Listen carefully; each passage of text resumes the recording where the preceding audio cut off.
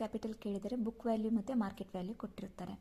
Okay, source equity share capital 10 per share, book value, market value. Book value is 90,000 for equity share capital and market value is 1,80,000.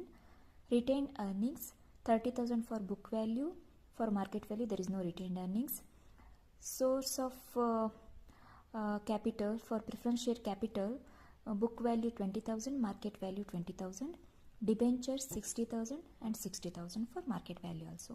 So after tax cost of capital they have given different sources, that equity share capital is 14%, retained earnings 13%, preference share capital 10% and debentures 5%. Okay,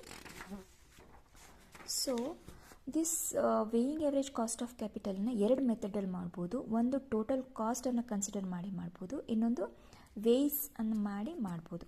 okay, first total cost